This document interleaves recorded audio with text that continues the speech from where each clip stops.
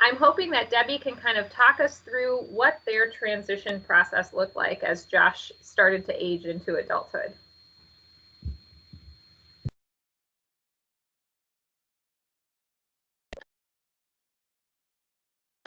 Okay, thanks.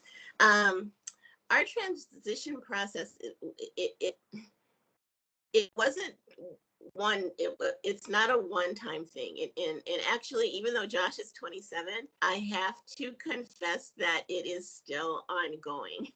And I think that might be the case for a lot of young people who have complex medical needs. It's not an easy thing at all. And I think because it's just now emerging. And I think because our kids are those who have kind of beaten the odds, and we find ourselves kind of in this world where they didn't expect to be.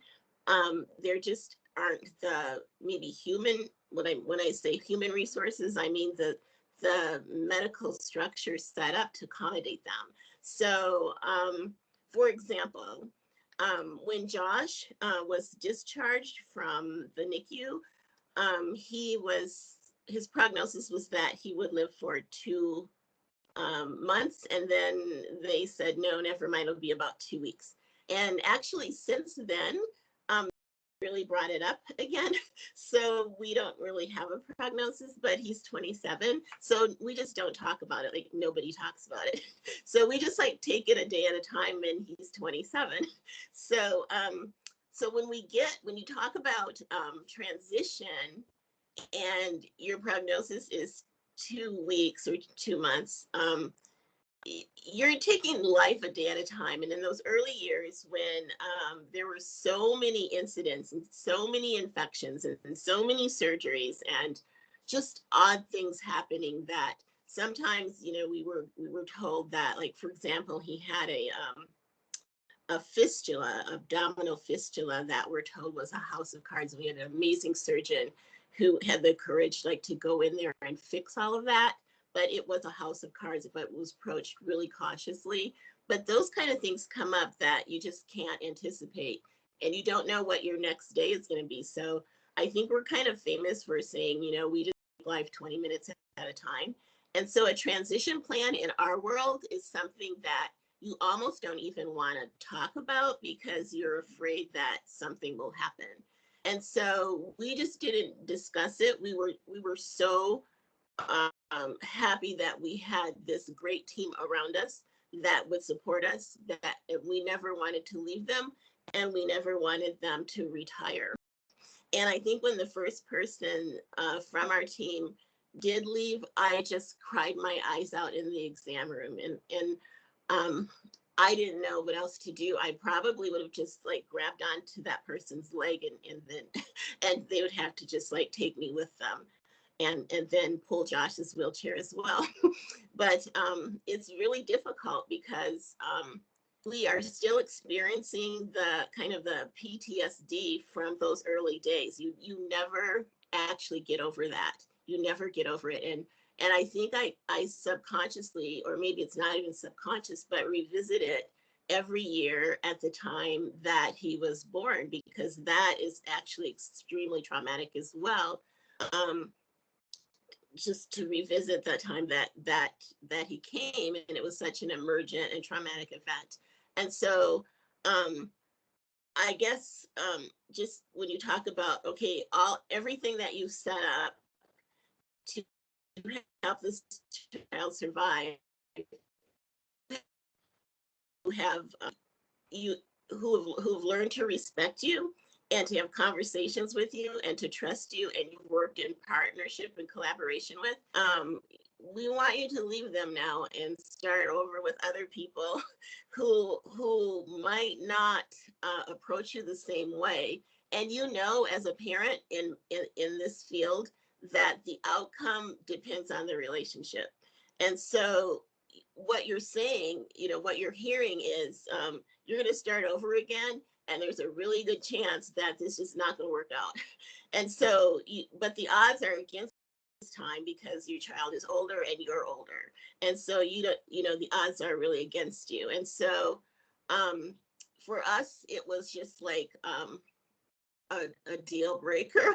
We're like, no, thank you. Because we were approached, I think through physiatry, about moving on, and starting the transition process. And we were just like, no, thank you. We'll just stay here. But, thanks for mentioning it. But it took a long time. And then finally, we agreed to like having an appointment. And it was kind of an onboarding process. But I will say that the way it was set up initially, with having a psychology there and having social work there and have a nurse practitioner, and then also bringing in dietary, because that's a huge issue, and then also recreation, and just approaching it holistically, was really settling for me.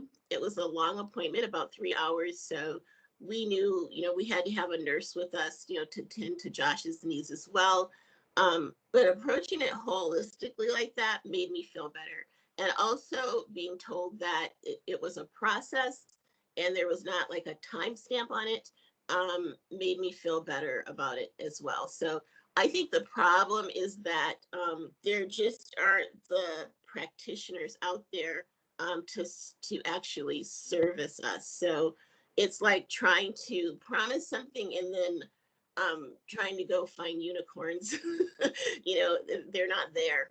So I was just fortunate. I picked up the phone and just asked questions, and we found a med-peds person who's amazing. And when I rolled in there with our whole caravan, which we look like a wagon train coming in, he didn't even blink, and so that to me is like, that's like a really good sign. But yeah, so this is our family. This picture is Josh. I know it looks like he's in the NICU, but he's actually like really old in that picture. That's his transitional care unit photo, and those are Minnesota Vikings, probably senior citizens by now.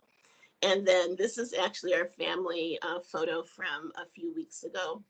And those are all of our 3 sons, and that's our little dog, Claire. So, and we do manage Josh's care as a family unit.